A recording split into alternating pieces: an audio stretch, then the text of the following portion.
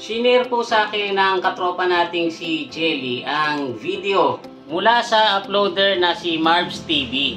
At dito po ay mapapanood ang isang motor na gustong mag-overtake sa isang pickup. Kaya nga lang natapat po siya sa pickup na ayaw magpa-overtake. At nung naman po maka-overtake ang motor ay napikon itong pickup at hinagad yung nakamotor. So doon po sa mga hindi nakapanood ng video na to ay i-play ko po sa inyo, tapos sabay-sabay nating i-analyze kung ano ba yung mga details na pwedeng pagmulan ng disgrasya. Disclaimer lang guys ha, ako po ay hindi professional na investigador. Ang mga sasabihin ko po ay personal na opinion ko lang. So kung meron po kayong mga opinion nyo or meron kayong gustong idagdag, mangyari lang na i-comment nyo mamaya sa comment section natin sa baba.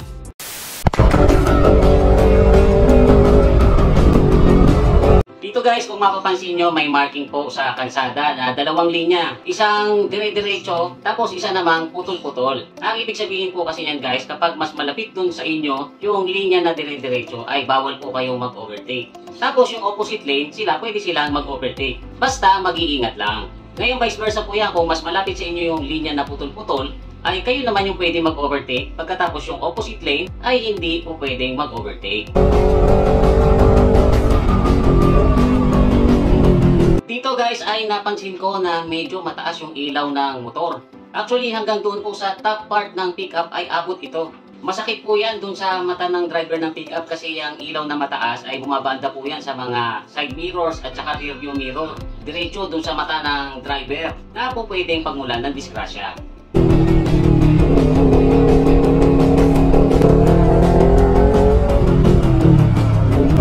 Dito naman guys, makikita natin na nag-overtake po itong motor sa area na hindi siya allowed. Dahil very evident po dito yung marking sa kalsada na mas malapit sa kanya yung line na dire-diretso kaysa doon sa line na putol-putol. Yun po ang dahilan kung bakit nag-alanganin siya dahil sa hindi niya po binigyan ng pansin yung marking sa kalsada. Dito naman guys, mapapansin nyo na gumigna yung pickup. Very obvious na ayaw niyang magpa-overtake or may senyalis na agresibo ito. Na napakamali para doon sa driver ng pickup kasi kung nasilaw man po siya doon sa ilaw nung nasa likod niya or naiingayan siya doon sa tunog ng motor, mas mainam na napayagan niya na mag-overtake para hindi na siya masilaw.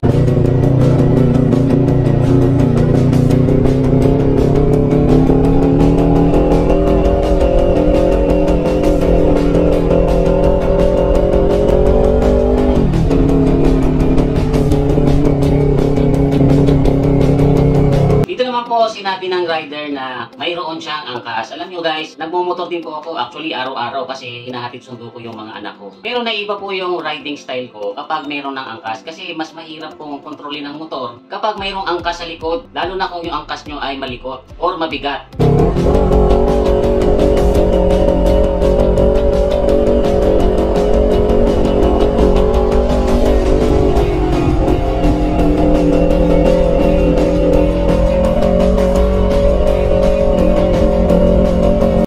Napansin ko na 49 kph na ang andar ng motor. At lalo ring mas evident ang taas ng ilaw niya. Tapos makikita nyo rin dito na mas halatadong ayaw magpa-overtake ng pickup. Sa ganitong pagkakataon guys, kailangan isa sa kanila ang magbigay. It's either na pumayag na magpa-overtake yung pickup or bumuntot na lang talaga yung motor. Kasi kung isa man lang sa kanila ay magpaparaya, makakaiwas po tayo sa gulo at sa aksidente.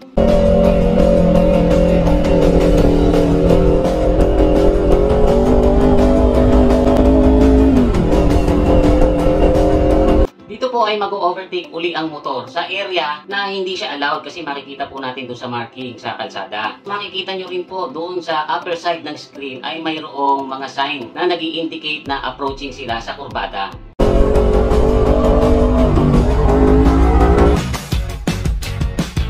Sa eksena na ito guys ay tanaw na ang kurbada. Tapos medyo blind corner pa po pala ito. Kaya kung ako po yung nagmamaneho ng motor ay alanganin na po ito para sa akin, hindi ko na po ito itutuloy kasi mahirap nang may makasalubong na ibang sasakyan. Lalo't mataas ang ilaw ng motor, mataas po ang posibilidad na magkaroon ng aksidente.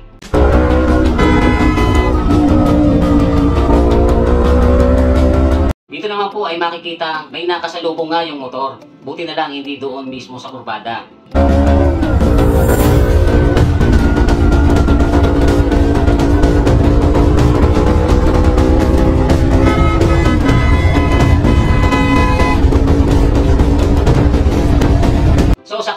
naman po naka-overtake itong motor, kaya lang guys, ito po yung tinatawag na point of no return. Dahil sa natapat siya sa barumbadong pickup driver, hinagad po siya nito. Hindi na po siya po pwedeng magbagal ngayon. Nailagay na nila yung sarili nila sa panganib. Kasi kung magbabagal sila, hindi nila alam kung anong gagawin sa kanila ng pickup. At kung magtutuloy naman sila lalo, ay pwede silang madisgrasya.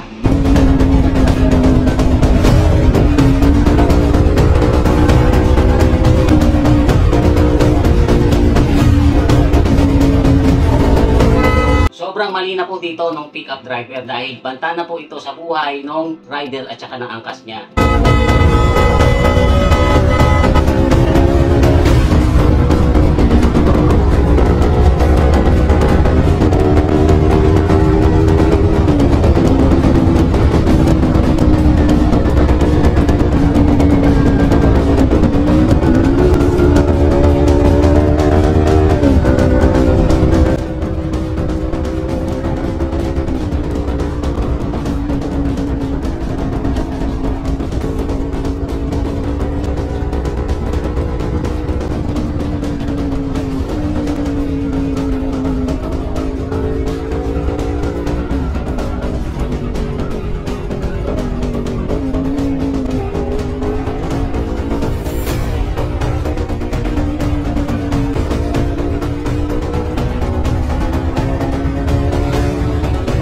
Dito naman guys ay nakita ko na umabot ang speed ng motor sa 120 kph. Tapos may mga truck pa sa gilid.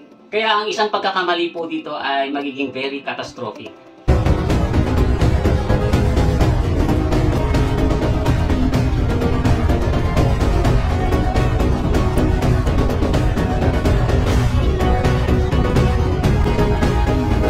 Gaya po ng sabi ng rider dito, ay napakamali nung driver ng pickup para hagarin niya yung nakamotor at saka yung angkas. Kasi base po doon sa napanood kong video ay hindi sapat para ikaw ay maging reckless at maging banta sa buhay ng iba. Pati buhay niya ay po pwede ring malagay sa panganib dahil dun sa andar nila na mahigit sa 100 kph. Kahit ka nasa loob ng pickup, isang pagkakamali mo lang ay malaki ang possibility ng fatality.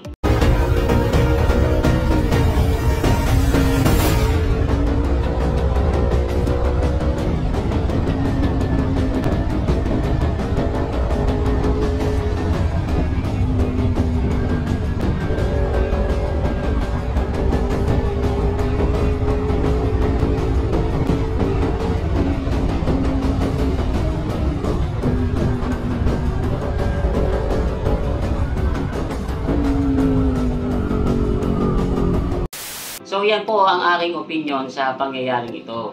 Nasa tingin ko po ay fair para doon sa both sides. Ulitin ko lang po, hindi po ako professional na investigador. Yan po ay personal na opinion ko lang. So kung meron po kayong mga opinion at gustong idagdag, i-comment nyo na lang po sa baba. Maraming salamat po kay Kazan Al, Jonathan P. Acosta at kay Antoinette Orculio sa pag-avail ng DMA t-shirts. At para naman po doon sa gustong magkaroon din ng DMA t-shirts, available po ito sa Shopee. Marami po kayong designs na pagpipilian, maraming colors at iba-iba rin po ang sizes. I-type nyo lang po sa search bar MR3M Apparel. Tapos sa bawat purchase nyo ay mayroon pong libreng sticker.